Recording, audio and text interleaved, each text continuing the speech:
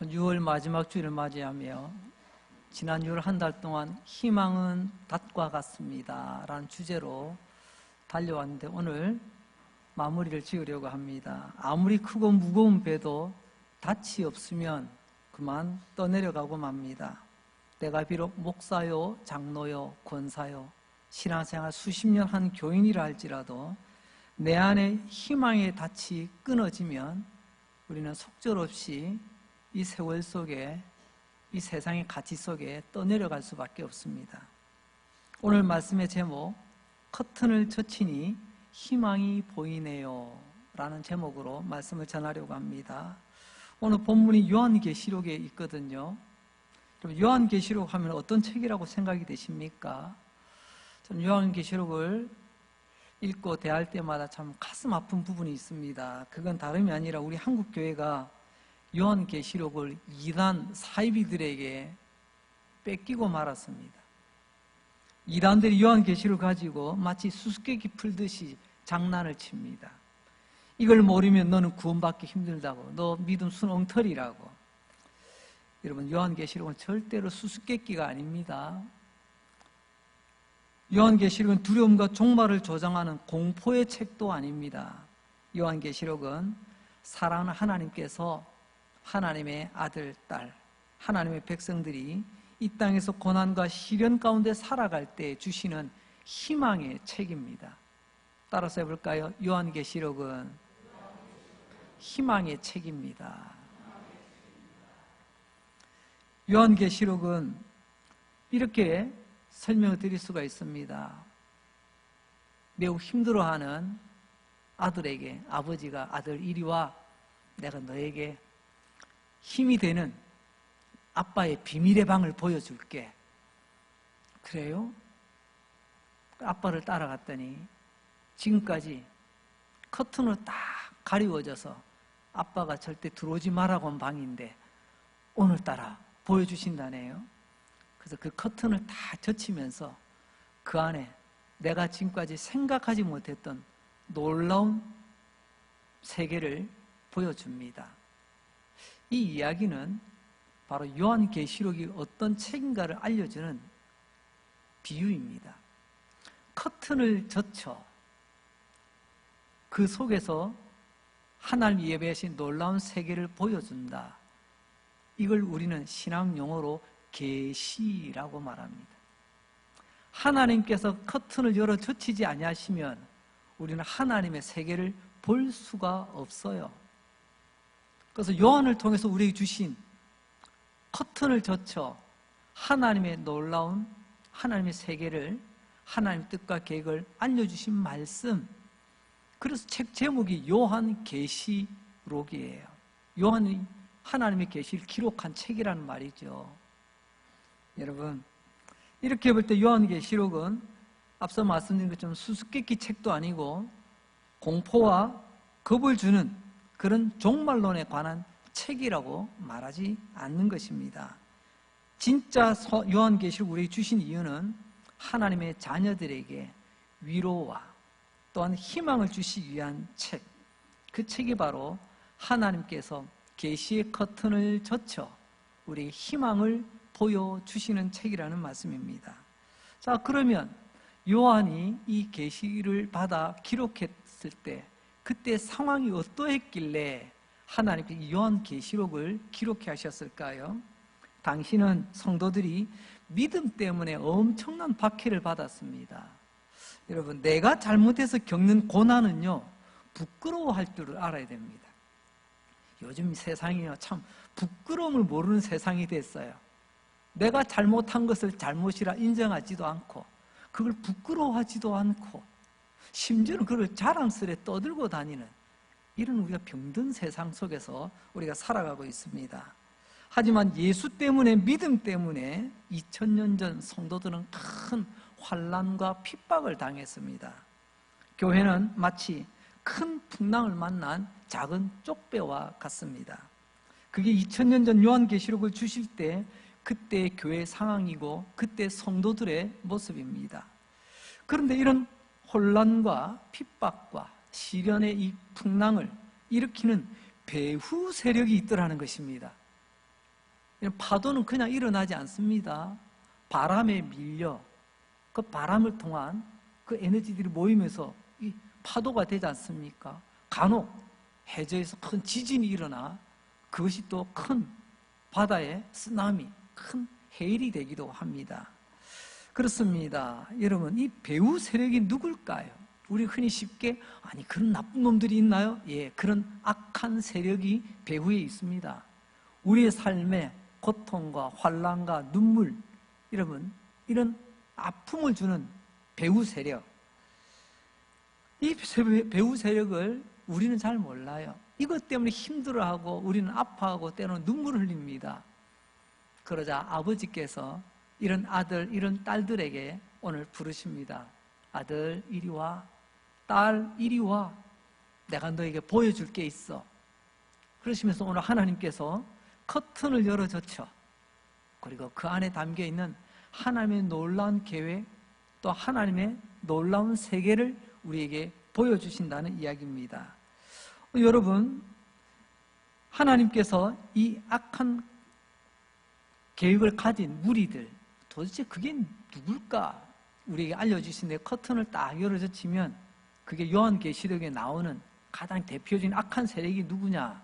세 개 이름이 나옵니다. 하나는 용, 그리고 하나는 짐승, 하나는 음녀. 요한계시록에는요, 이 용과 짐승과 이 음녀가 우리의 삶에 풍랑을 일으키고 우리 삶을 괴롭히고 우리를 눈물 나게, 심지어 나중에는 성도의 피를 흘리게 만든다, 그렇게 기록을 하고 있습니다. 용은 그 중에서도 가장 대장 노릇하는 악한 배우입니다. 용은 바로 사탄이 하는 일을 용이 하거든요. 사탄의 다른 이름이 용입니다. 나중에 우리가 또 말씀 속에서 찾아볼 거예요.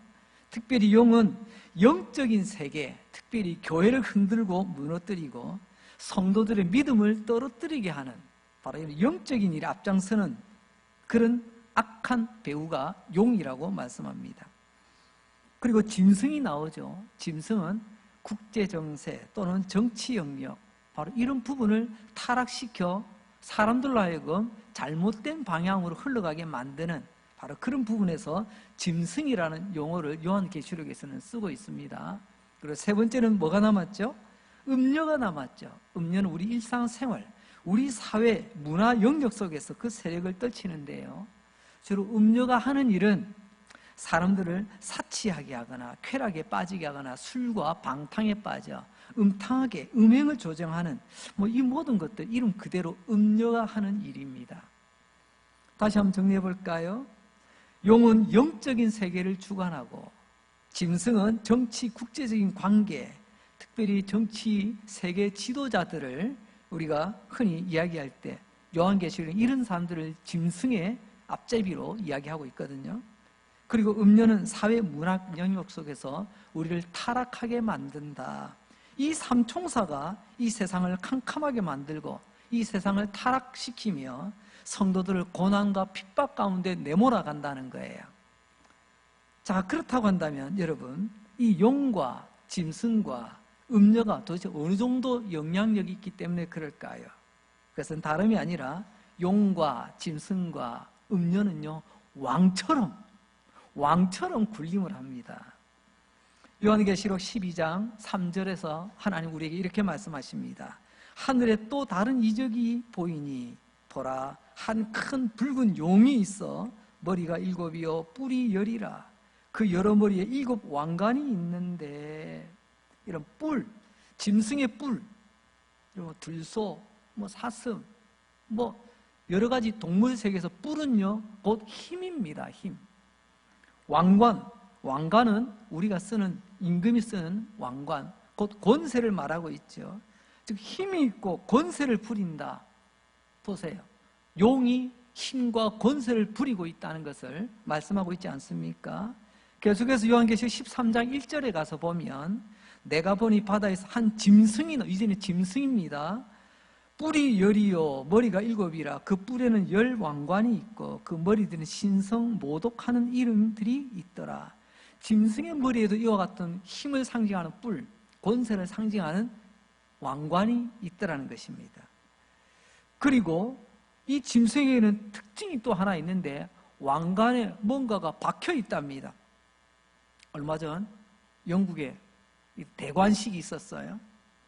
왕관을 보게 되면요, 그냥 번쩍거리는 금으로만 되어 있지 않습니다. 왕관에 뭐가 박혀 있는데 주로 뭐가 박혀 있죠? 보석이 박혀 있습니다. 그런데 이 짐승이 쓰고 있는 왕관은요, 보석이 아니고 낙서가 박혀 있더라는 겁니다. 낙서라고 표현합니다. 왜냐하면 그 낙서의 내용이 보니까 신성모독의 내용이 낙서처럼 쓰여 있더라는 것입니다. 그게 뭘까요? 여러분, 신성모독은 쉽게 말하면 하나님을 욕하는 이야기예요. 하나님을 욕하는 것, 하나님 욕되게 하는, 이게 신성모독입니다. 용과 짐승의 정체, 본질이 드러나죠. 하나님을 모욕하고 하나님을 멸시하는 세력. 어떻게 해요? 하나님을 모독하고 멸시하는 가장 효과적인 방법은요, 하나님의 자녀들을 타락시키는 겁니다. 그래서 부모인 우리들이 언제 마음이 제일 아픕니까? 여러분, 아파도 내가 아프면 참겠는데 내 새끼가 아프면 부모는 더 아파요. 그런데 우리 자녀가 잘못될 때는요, 그만 부모들이 그냥 털썩 주저앉습니다. 그만큼 자녀들이 잘 되면 부모들이 힘이 나지만 자녀들이 안 될 때는요, 부모들이 더 힘들어해요. 똑같습니다. 용과 짐승이 왕관에 하나님의 이름을 모독하는 이런 이야기들을 잔뜩 적어놓고 교회를 흔들고 교회를 넘어뜨리려고 하고 성도들에게 핍박과 환난을 가하는 이런 모습들, 그 가운데서 어떤 성도들은 상처 입고 쓰러집니다. 어떤 성도들은요, 이제 하나님을 떠나고 교회를 떠나기도 합니다. 마치 희망 없는 폐잔병처럼 그렇게 이제 실망하고 다시는 하나님 곁으로, 교회 곁으로 돌아오지 않는 사람들도 있게 됩니다. 계시록 17장 1절로 2절 말씀입니다. 또 7 대접을 가진 7 천사 중 하나가 내게 와서 이르되 이리로 오라. 많은 무리에 많은 큰 음녀가 받을 심판을 내게 보이리라. 땅의 임금들과 그와 더불어 음행하였고 땅에 사는 자들도 그 음행의 포도주에 취하였다 하고, 이제는 음행한 음료에 대해서 우리에게 말씀하고 있습니다. 많은 물, 성경에서 많은 물은요, 세상을 말하거든요. 세상을 덮고 있는 물, 많은 물은 곧 세상에 있는 수많은 사람들을 뜻하기도 합니다. 음료에게는요, 앞에 있는 용과 짐승에게 있던 뿔과 왕관은 없어요. 하지만 음료도 왕처럼 이 세상에서 온갖 행패를 다 부립니다. 요즘 일상화된 용어 중에 하나가요, 진상 부린다는 말이 있죠. 참, 진상을 부리네. 이 음료가 딱 그렇습니다. 뿔과 왕관은 없지만 세상에 있는 수많은 사람들이 얼마나 진상짓을 하는지, 특별히 요한계시록 17장 6절에 보면 이 음료가 여러분 성도들의 피를 담은 잔을 마시고 있는 장면이 묘사되고 있습니다. 얼마나 핍박과 환난을 힘들게 했으면 믿음을 지키는 자, 믿음을 지키는 성도들이 이런 죽임을 당하는 그런 일도 일어나게 되더라는 것입니다. 우리 하는 말 있잖아요. 너무 힘들고 어려우면 참 죽겠다. 참 죽겠다. 그런데 이때 성도들은요, 죽은 성도들도 있습니다. 그들의 피를 담아 이 음료가 마시고 있는 거예요. 결국 환난과 시련이 아니라 성도를 죽이는 것이 음료의 본질이다라는 것을 우리는 보게 됩니다. 이제 한번 정리를 해볼까요? 지금까지 우리가 살아가면서 이 세상에서 겪는 풍랑, 그것은 또 하나님을 모독하고 교회를 흔들게 만들고 성도들의 믿음을 넘어뜨리는 용과 짐승과 음료, 이 삼총사가 뒤에서 다 조종하던 바로 그 결과라는 것을 우리는 보게 됩니다. 지난 한 달 동안 우리는 여러 가지 상황들을 말씀을 통해서 보았습니다. 오늘은 그 정점에 누가 있냐? 결국 그 모든 것의 배후에는 용과 짐승과 음녀가 뒤에서 분탕질을 하고 있더라는 것입니다. 핵심이 뭐죠? 그들이 왕처럼, 그들이 뿔을 가지고 왕관을 쓰고 물 위에 왕처럼 탁 걸터 앉아서 그들이 진상짓을 하고 있더라는 것입니다. 그들이 각자의 영역에서, 용은 영적인 영역에서, 그리고 짐승은 국제관계, 정치 세계 속에서, 음료는 우리 사회, 문화, 우리 일상 속에서 이렇게 힘을 휘두르고 있는데, 그 가운데 살아가는 우리가 때로는 원치 않는 파도, 바람, 그런 우리의 삶에 고난을 겪게 되더라는 것입니다. 일반 사람들은 이것을 모릅니다. 우리도 이것을 알 수가 없었어요. 우리 하늘 아버지께서 이리 와봐 그러면서 오늘 계시의 커튼을 열어줬죠. 하나님의 나라와 하나님의 놀라운 세계를 다시 한번 우리로 하여금 보게 해주고 계시는 것입니다. 그래서 이제 우리는 알게 되었습니다. 내가 왜 삶 가운데 멀미하며, 때로는 왜 내가 삶 가운데 눈물을 흘리며, 내가 왜 이런 힘들고 어려운 일들을 나는 원하지 않았는데 왜 자꾸만 겪게 되는가? 결국에 그 밑바닥에는요, 용과 짐승과 음녀의 분탕질이라는 것입니다. 여러분, 그런데 그들이 하는 일에 우리가 박수치며 동조하지 않으면 믿는 우리를 왕따시킵니다. 세상에 따라가지 않으면 우리를 더욱 모진 핍박 가운데, 심지어는 우리들의 피마저 요구하게 된다는 것입니다. 죽을 것 같은 게 아니라 진짜 죽는 수도 있더라는 거죠. 진짜 믿음을 지키기가 쉽지 않은 세월을 우리가 지금 살아가고 있습니다. 지금도 그런데 앞으로 좀 나을까요? 앞으로 더 심하면 심했지 덜하지는 않을 것입니다. 자, 그렇다면 이런 상황 속에서 성도된 우리는 어떻게 살아가야 하죠? 도망쳐야 됩니까? 교회 밖에 나가면 성도 아닌 척 해야 되나요?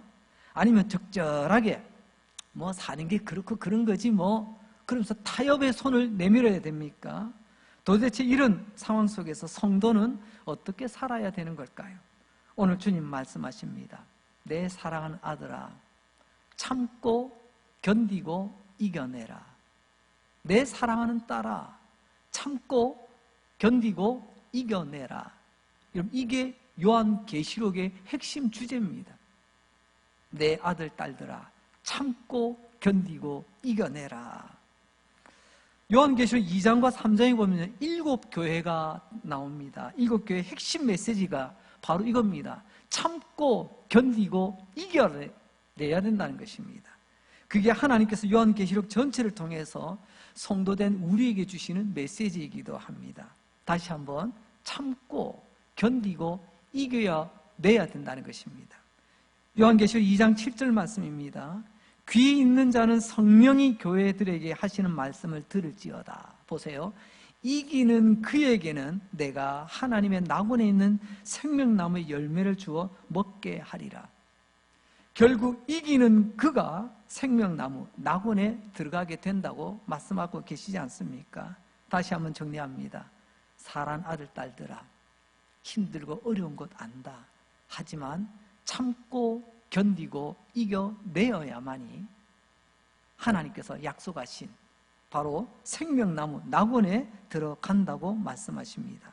우리는 이러한 참고 견디며 이겨내려면 희망이 필요하다는 것을 우리는 지난 한 달 동안 계속해서 말씀을 통해서 살펴왔습니다. 희망이 없는 사람은 짚고 일어날 지팡이가 없는 사람과 같습니다. 희망이 없다는 것은 기댈 언덕, 기댈 큰 바위가 없는 사람과 같습니다. 그래서 우리는 희망이 있어야 되는 것입니다. 그래서 오늘 주님은 본문을 통해서 주님의 백성들이 견디고 참고 이겨낼 수 있는 희망을 우리에게 보여주십니다. 오늘 본문이 바로 그 희망 메시지란 말씀입니다. 어떻게 해요? 어떻게 주님 우리에게 희망을 보여주시나요? 그 희망, 그게 바로 오늘 본문입니다. 오늘 두 가지로 살펴보려고 합니다. 첫째, 희망을 보면 이겨낼 수 있습니다. 4장 1절입니다. 이 일 후에 내가 보니 하늘에 열린 문이 있는데 내가 들은 바 처음 내게 말하던 나팔 소리 같은 그 음성이 이르되 이리로 올라오라. 이후에 마땅히 일어날 일들을 보세요. 이후에 마땅히 일어날 일들을 내가 너에게 보이리라. 보여준다고 말씀하십니다. 하나님께서 보여주신 거 누구에게요? 1차적으로는 2000년 전 바로 요한의 이 계시된 말씀을 읽는 성도들이겠죠. 환난과 핍박 속에서 때는 피 흘려가는 성도들에게 주시는 하나님의 희망의 메시지, 그리고 오늘 동일하게 그 말씀을 읽고 함께 말씀을 나누고 있는 저와 여러분, 우리에게 하나님께서는 고난과 핍박 가운데 믿음을 잃어버리고 하나님을 버릴 수 있는 그런 위태로운 상황 가운데 있는 사람들에게 하나님께서는 오늘도 커튼을 열어젖혀 하나님의 놀라운 계획들을 말씀하고 계시다는 것입니다. 커튼 뒤에 감겨진 그 세계, 바로 하늘 위의 세계, 그리고 또한 우리에게 주시는 하나님의 희망의 메시지가 이 커튼 뒤에 담겨져 있더라는 것입니다. 그래서 오늘도 다시 한번 말씀합니다. 사랑하는 아들, 사랑하는 딸아, 참고 견디고 이겨내야 한다. 궁금한 게 있습니다. 이제 우리 하늘 아빠 되시는 우리 하나님께서 커튼을 열어, 커튼을 젖혀 하나님의 희망의 메시지를 우리에게 보여주시는데요, 제일 먼저 눈에 들어오는 게 뭘까요? 그게 바로 오늘 본문 4장 2절입니다. 내가 곧 성령이 감동되었더니 보라, 하늘에 보좌를 베풀고 그 보좌 위에 앉으신 이가 있는데, 이런 커튼을 젖혀 하나님이 보여주시는 그 희망의 메시지, 제일 눈에 처음 들어온 게 뭐냐면요, 보좌, 왕의 자리, 그리고 그 보좌에 앉으신 분. 이것은 곧 우리에게 다시 말하자면, 여러분, 우리 하나님께서는 무덤에 계신 분이 아니라 지금 살아 보좌에 앉아 온 우주 만물, 하나님이 창조하신 이 피조 세계를 다스리고 계시다는 말씀이기도 합니다. 아들아, 지금 이 세상을 다스리는 왕이 누굴까? 로마의 황제 아니야. 당신은 로마의 세계였거든요. 로마의 이스라엘이 망했거든요. 누가 봐도 로마가 통치하던 황제 세상입니다. 그러나 오늘 하나님은 보좌에 앉아 계신 그분의 영광스러운 모습을 보여주며, 사랑하는 아들, 사랑하는 딸, 이 세상은 로마 황제가 다스리는 세상이 아니야. 진짜 다스리는, 온 세상을 다스리는 바로 그 보좌에 앉아있는 하나님을 바라봐.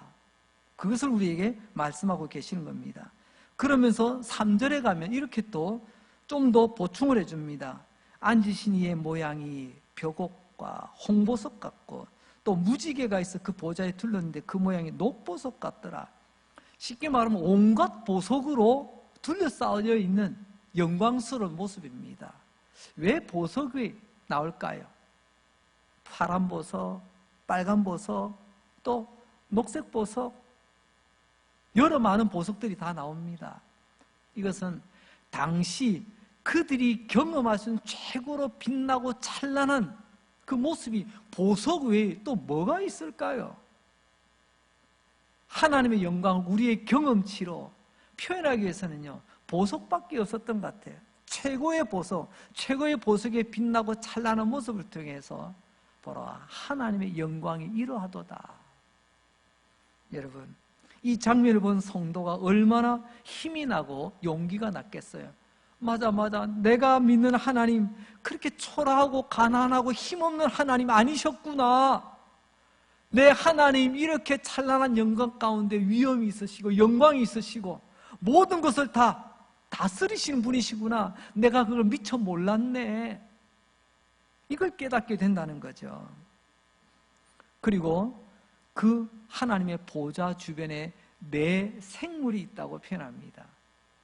이 네 생물이 하나님이 어떤 분이신지를 찬양하고 있습니다. 그 찬양의 내용을 보게 되면 그 보좌에 앉으신 하나님이 어떤 분이신지 또 우리는 알 수 있게 되는데요, 앞에서 3절에서는 보석으로 하나님을 설명했습니다. 이제 이 네 생물들의 찬양을 통해서 하나님이 어떤 분이신가 우리에게 말씀하시는데요, 두 번째 주제입니다.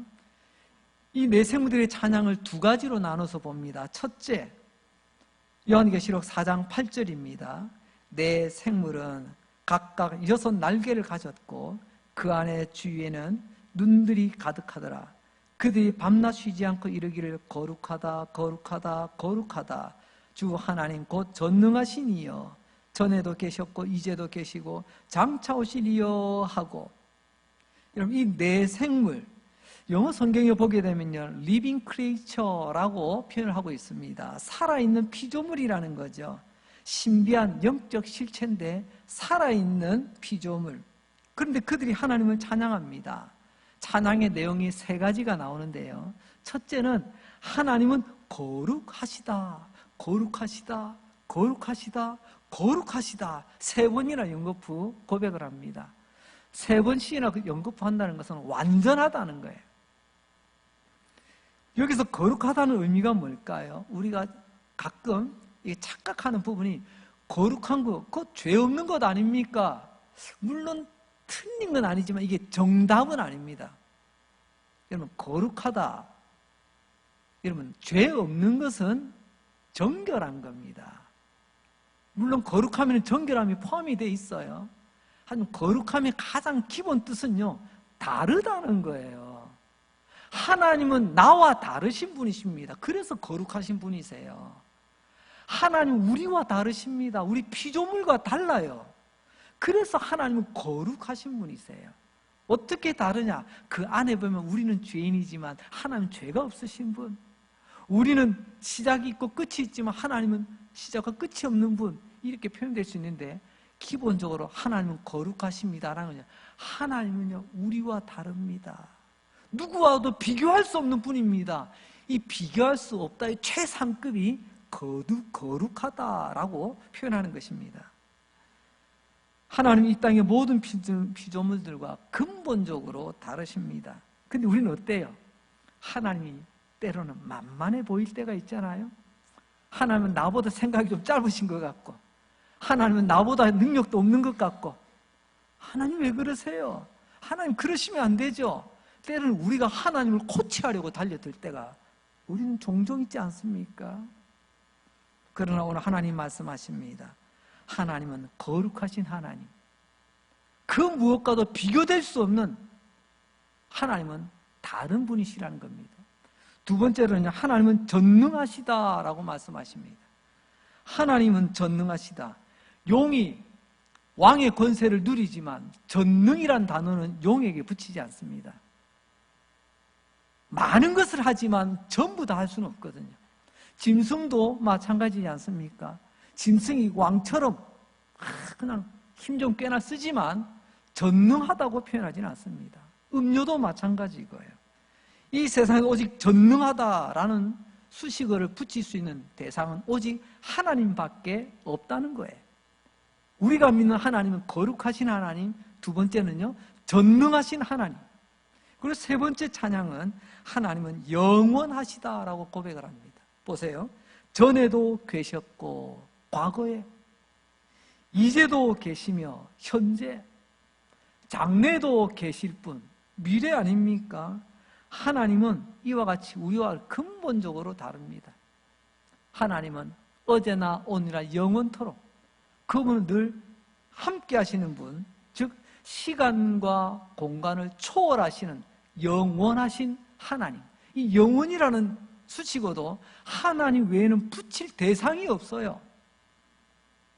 어떤 피조물이, 즉 우리 삶에 이런 풍랑을 일으키고 이런 환난과 핍박과 고난과 눈물을 안겨다주는 용과 짐승과 이 음녀, 그들도 어떻게 하나님의 영원 앞에 고개를 들 수가 있겠어요? 거룩하심, 전능하심, 영원하심, 이 앞에는 그 누구도 고개를 쳐들 수가 없다는 말씀입니다. 그러니까 이 커튼 뒤에 이 장면은 진짜로 깨닫는 성도에게 위로와 소망이 될 수밖에 없다는 것입니다. 비록 용과 짐승과 음녀가 활개치는 세상 속에서 눈물 나는 걸음을 걸어가고 있지만, 그러나 우리 하나님, 거룩하시고 전능하시고 영원하신 하나님께서 우리에게 넉넉히 이길 힘을 주신다라는 것을 믿을 때 그게 우리 위로요, 그게 소망이 되고 그게 우리의 희망 아니겠습니까? 두 번째 찬양의 내용을 살펴봅니다. 4장 10절로 11절 말씀입니다. 24장로들이 보좌에 앉으신 이 앞에 엎드려 세세토록 살아계시는 이에게 경배하고 자기 관을 보좌에 들이며 이르되 우리 주 하나님이여 영광과 존귀와 권능을 받으시는 것이 합당하오니 주께서 만물을 지으신지라 만물이 주의 뜻대로 있었고 또한 지으심을 받았나이다 하더라. 내 생물은 영적인 생물이고 24장로들은 구원받은 성도들의 대표를 말하고 있습니다. 구약의 12지파와 신약의 12제자를 합하여 완전수의 12, 완전수 12 더하기 12, 그래서 24, 완전수의 완전수가 되는 거죠. 하나님께서 택하신 자들을 구원하시기로 했던 사람들의 대표, 그 대표자가 24장로라고 그들이 하나님 옆에 엎드려 경배와 찬양을 드리고 있는 장면을 보여주고 있습니다. 가운데 보니까 합당하다, 우리 주 하나님의 영광과 존귀와 권능을 받으시기에 합당하나이다. 합당하다는 말, 마땅하다는 거예요. 당연하다는 거죠. 왜 찬양받으시기에 마땅하냐? 주님이 만물을 지으셨기 때문이랍니다. 만물을 지으신 분을 우리는 창조주라고 표현합니다. 여러분, 이 내 생물과 24장로들의 찬양의 주제가 나오고 있죠. 그 전체가 하나님께로 초점이 맞춰져 있습니다. 우리 주님은 창조주가 되십니다. 때문에 영광과 존귀와 권능을 받으시는 것이 마땅하다며 창조주이시기 때문에. 그럼 창조주라는 말은 첫째는 만드셨다는 말입니다. 능력에 관계되겠죠. 만드셨다. 근데 여기서 한 걸음 더 나아가면요, 그분이 만드셨기 때문에 모든 피조물은 그분의 소유가 됩니다. 그분의 것이에요. 내 것 없어요. 그분의 소유이기 때문에 한 걸음 더 나아가면요, 그분이 다스린다, 그분이 통치하신다는 말씀입니다. 하나님께서 만물을 만드셨습니다. 하늘과 땅, 그 모든 것을 하나님이 만드셨습니다. 그리고 하나님이 지으셨기 때문에 하나님의 것이며 하나님의 것이기 때문에 하나님이 통치, 다스리고 계신다. 이것을 오늘 우리에게 보여주고 있는 모습이죠. 이걸 한번 간단히 또 한번 요약을 해봅니다. 하나님께서 계시, 즉 다시 말하면 커튼을 열어젖혀 커튼 뒤편을 우리에게 보여주고 계십니다. 그게 요한계시록이라고 했죠. 그리고 오늘 하나님께서는 그 커튼 뒤의 세계를 우리에게 보여주고 계시는데 그 뒤의 세계는 엄청난 진실을 담고 있었습니다. 그 핵심은 하늘 보좌에 앉으신 하나님, 그리고 거룩하시고 전능하시고 영광의 하나님, 영원의 하나님, 그 하나님 보좌에 앉아서 이 세상 만물을 통치하시는 하나님. 여러분, 지금 이 계시록을 받고 있던 당시 성도들은 로마 황제로부터의 핍박을 현실적으로는 받고 있었지만, 로마 황제가 세상을 지금 다 정복한 듯 다스린 듯 했지만, 로마 황제의 보좌보다 더 위에 있는 하늘 보좌를 보여주신 것입니다. 로마 황제의 보좌만 볼 때에는 희망이 없어요. 절망이에요. 그러나 하늘 보좌를 보는 순간 이 온 세계는 하나님이 창조하신 천하 만물은 하나님의 다스림, 하나님 통치 아래 있다라는 것을 깨닫게 해주시는 위로요, 하나님의 희망의 메시지라는 말씀이죠. 어떻습니까? 핍박과 시련 가운데 살아가던 그들에게 주신 요한계시록이 수수께끼 책인가요? 우리에게 공갈 협박하는, 정말로 공갈 협박하는 책인가요? 가장 힘들고 어려운 시절을 보내고 있던 그들에게 주시는 하나님 아버지의 위로와 희망의 책이라는 말이 바로 그래서 외쳐지는 것입니다. 모르긴 몰라도 오늘 이 말씀을 함께 읽고 깨달았던 성도들은 그 힘들고 어려운 가운데서 다시 한번 그들은 힘을 냈을 것입니다. 앉아있던 자에서 벌떡 일어났을 것이며 절망하여 입 다물고 있던 그 입이 열려서 찬송이 절로 나왔을 것입니다. 어렸을 적에 동네에 있는 조그마한 연못 웅덩이에 돌멩이 하나를 톡 던지면 떨어지는 돌멩이는 요만한데 거기서 둥근 동심원이 막 퍼져나갑니다.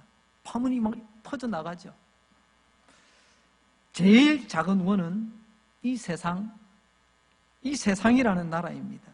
옛날에는 로마 황제, 지금은 뭐 미국, 중국, 러시아, 나름 힘 좀 쓰는 세계 나라들이 있습니다.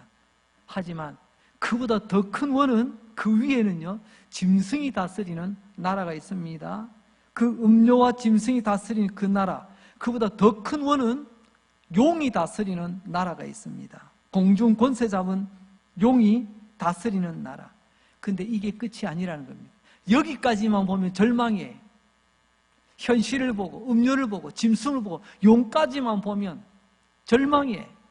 그러나 이 원 다음에는 가장 높은 곳에 가장 큰 원, 가장 영광스러운 하나님의 보좌가 있더라는 것입니다. 이걸 깨달을 때 여러분, 이 세상은 미국과 중국과 러시아의 뜻대로 움직이는 세상이 아니라, 이 세상은 음료와 짐승과 용의 뜻대로 움직이는 세상이 아니라 하늘 보좌에 계시는 하나님의 뜻대로 이 세상이 움직여질 수밖에 없다는 것을 우리는 깨닫게 됩니다. 여러분, 하나님이 다스리십니다. 그리고 하나님의 뜻을 이루십니다. 그리고 하나님이 반드시 이기십니다. 이걸 믿을 때 우리는 절망에서 다시금 희망으로 일어나게 되는 것입니다. 요한계시록 24장 1절로 2절 말씀입니다. 또 내가 보매 천사가 무저갱의 열쇠와 큰 쇠사슬을 그의 손에 가지고 하늘로부터 내려와서 용을 잡으니 곧 옛 뱀이요 마귀요 사탄이라. 앞서 말씀드렸죠. 용이 곧 그 옛날 뱀이었고 용이 곧 마귀요 사탄이라. 잡아서 1000년 동안 결박하라. 용이 아무리 왕관을 쓰고 행패를 부리고 진상을 부려도 하늘 보좌에 계신 그분을 당해낼 수가 없어요. 잠시 용과 짐승과 음녀가 분탕질을 할 수 있어요. 진상을 부릴 수 있습니다. 참 상대할 수가 없는 그런 일이 벌어질 때도 있습니다. 그러나 하나님이 천사를 보내어 때가 되면 그 용을 붙잡아 결박하여 저 무저갱에 던지신답니다. 여러분, 하나님이 다스리시고요, 하나님의 뜻을 이루시고요, 하나님이 반드시 이기신다는 약속의 말씀 아니겠습니까? 영어 공부를 한번 좀 해보겠습니다. 영어에 evil이라는 영어가 있습니다. 악이라는 말. 어떤 아이가 이 이야기를 듣고, 아빠, 하나님께서 evil, 악을 이기셨네요. 그랬더니 이 evil이라는 영어 단어를 거꾸로 해서 스펠링을 나열해 보니까요, 라이브가 되는 거예요. 하나님 우리를 살리셨네요. 나 죽을 것 같았는데. 그 몸은 작아도 그 아이의 말은 꼬마의 말이 아닙니다. 어쩌면 오늘 이 요한계시록의 핵심 되는 말, 세상은 악이 그득 차서 득실득실 거리고 있지만 악이 이기지 않습니다. 잠시 입을 악이 진상을 부리겠지만 결국에는 하나님께서 천사를 보내요. 이 우두머리 용을 사로잡아 그냥 무저갱에 저 지하 감옥에 가둔다잖아요. 하나님이 결국에는요, 이 악을 이겨 우리를 살려주십니다. 죽겠다, 죽을 것 같다, 힘들고 어렵다, 늘 입에 달고 사는 우리의 모습, 오늘 하나님의 말씀 가운데 내 삶의 입을 악은 떨어지고 내 삶의 하나님의 라이브, 하나님의 생명의 역사만 가득 채워지시길 바랍니다. 이사야서 6장 1절 말씀입니다. 우시야 왕이 죽던 해에 내가 본즉 주께서 높이 들린 보좌에 앉으셨는데 그의 옷자락은 성전에 가득하였다. 여러분, 이사야 선지자 시대에 존경받던 우시야 왕이 죽고 말았습니다. 그때 모두가 절망할 때 선지자 이사야에게 하나님은요, 다른 것 아닙니다. 하나님의 보좌를 보여주십니다. 그 옛날 왕이 죽었다. 그것도 내가 믿고 따르는, 내가 충성하는, 내가 정말 목숨 걸 만한 그런 왕이 죽었다. 얼마나 절망이 되고 실망이 될까요? 그때 백성들, 이제 큰일 났다. 이제 어떡하지? 이사야도 예외는 아닐 겁니다. 그래도 우시아 왕이 있어서 참 좋았는데 이제 어떡하지? 하나님, 다른 것 없어요. 눈을 들어 보라. 주께서 높이 들린 보좌에 앉으신 것을 보라. 하늘 보좌에 앉아 계신 그 하나님 바라보고 너 절망하지 말고 하나님 바라보고 다시 힘내, 기도해, 그리고 앞으로 달려가. 그게 바로 이사야에게 주신 하나님의 말씀입니다. 1000개의 어둠이랄지라도 하나의 횃불을 이기지 못한다는 말이 있더라고요. 여러분, 하나님께서 커튼을 열어젖혀 고난과 핍박 가운데 견디고 믿음을 지켜낸 성도들에게 오늘도 이 말씀을 주십니다.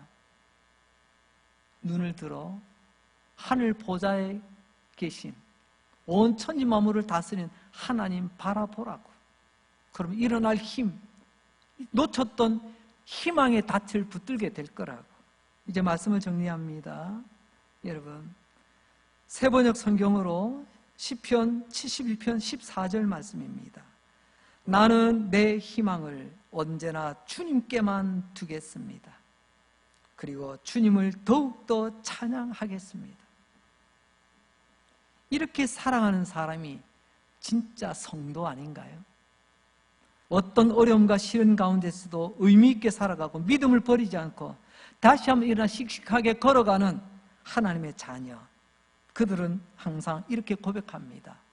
나는 언제나 내 희망을 주께 두며 주님을 찬양하며 살아가겠습니다. 이런 복된 우리 강릉제일교회 가족 되시기를 주님의 이름으로 축복합니다. 기도하겠습니다. 하나님 아버지 감사합니다. 하나님의 백성, 하나님 아들, 딸들이 이 땅에서 용과 짐승과 음녀들의 장난질, 진상, 그들의 핍박과 괴로움 때문에 힘들고 어려워하며 눈물 날 때 우리 하늘 아버지께서 커튼을 탁 열어젖히며 비밀의 방을 보여주셨습니다. 그리고 위로와 소망을 보여주셨습니다. 용과 짐승과 음녀는 우리를 흔들어 넘어뜨리려고 하지만 하늘 보좌에 앉으신 우리 하나님, 우리의 희망이 되어주셨습니다. 앞으로 어떤 어려움과 시련 가운데서도 믿음 버리지 않고 다시 한번 일어나 씩씩하게 하나님의 자녀답게 걸어가겠습니다. 믿음의 사람의 고백처럼 나 이제 언제나 내 희망을 하나님께 두며 하나님만 찬양하며 살아가겠습니다. 고백하는 주의 성도들, 우리 하나님 기억하여 주시옵소서. 예수님 거룩하신 이름으로 기도합니다. 아멘.